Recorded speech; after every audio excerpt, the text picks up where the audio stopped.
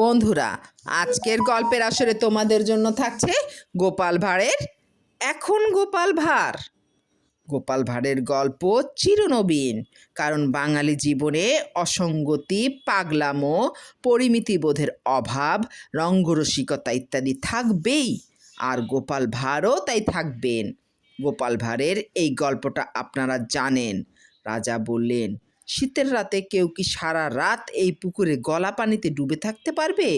যদি কেউ পারে, আমি তাকে অনেক টাকা পয়সা ধনরত্ন পুরস্কার দেব। এক ছিল গরিব দুঃখী মানুষ, সে বলল, আমি পারবো।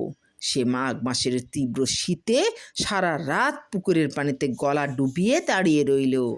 ভোরের বেলা সে উঠল পানি থেকে। রাজার কাছে গিয়ে সে বলল, আমি সারা রাত পুকুরের পানিতে ছিলাম, আপনার শান্তি সেপাই সাক্ষী, এবার আমার পুরস্কার দিন। রাজা বললেন, সে কি, তুমি কেমন করে এটা পারলে? গরিব লোকটা বলল, আমি পানিতে সারা রাত দাঁড়িয়ে রইলাম। দূরে, অনেক দূরে এক গৃহস্থ বাড়িতে আলো জ্বলছে, আমি সেই দিকে তাকিয়ে রইলাম। সারা রাত কেটে গেল।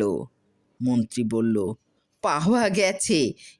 এই যে দূরের প্রদীপের আলোর দিকে ও তাকিয়েছিল, ওই প্রদীপ থেকে তাপ এসে তার গায়ে লেগেছে, তাই তার পক্ষে সম্ভব হয়েছে এই শীতেও ওই পুকুরে গলা পর্যন্ত ডুবিয়ে রেখে দাঁড়িয়ে থাকা। রাজা বললেন, তাই তো, তাহলে তো তুমি আর পুরস্কার পাও না, যাও, বিদায় হও।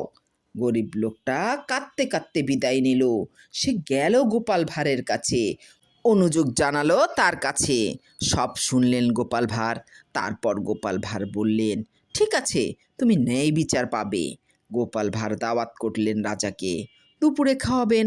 রাজা এলেন গোপাল ভাঁড়ের বাড়ি। গোপাল ভাঁড় বললেন, আসুন আসুন, আর সামান্যই আছে রান্নার বাকি, কি রাঁধছি দেখবেন, চলেন। গোপাল ভাঁড় রাজাকে নিয়ে গেলেন বাড়ির পিছনে।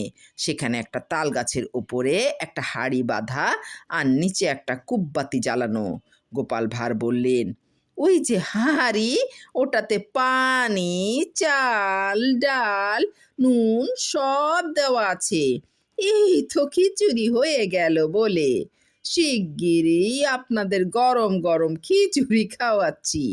রাজা বললেন, তোমার বাড়িতে দাওয়াত খাবো বলে সকাল থেকে তেমন কিছু খাইনি, খিদে পেট চোচো করছে, এখন এই রসিকতা ভালো লাগে? গোপাল তখন বলল, রসিকতা কেন হবে, রান্না হয়ে এলো বলে। রাজা বললেন, তোমার ওই খিচুড়ি জীবনেও হবে না, আমার আর খাওয়াও হবে না, চলো মন্ত্রী, ফিরে যাই। গোপাল বললেন, মহারাজ, কেন খিচুড়ি হবে না? দূরে গৃহস্থ বাড়িতে জ্বালানো প্রদীপের আলো যদি পুকুরের পানিতে ডুবে থাকা গরিব প্রজার গায়ে তাপ দিতে পারে, এই প্রদীপ তো হাড়ির অনেক কাছে, নিশ্চয়ই খিচুড়ি হবে। রাজা তার ভুল বুঝতে পারলেন, বললেন, আচ্ছা, পাঠিয়ে দিও তোমার ওই গরিব প্রজাকে, ওর প্রতি আসলেই অন্যায় করা হয়েছে, ওকে ডাবল পুরস্কার দেব। সে তো আপনি দেবেনই, আমি জানতাম। আসুন, ঘরে আসুন, দুপুরের খাওয়া প্রস্তুত। তারপর রাজা সত্যি সত্যি গরিব লোকটাকে অনেক পুরস্কার দিয়েছিলেন। আজকের দিনে গোপাল ভাঁড় শারীরিকভাবে নেই, কিন্তু তার রসিকতাগুলো রয়েই গেছে।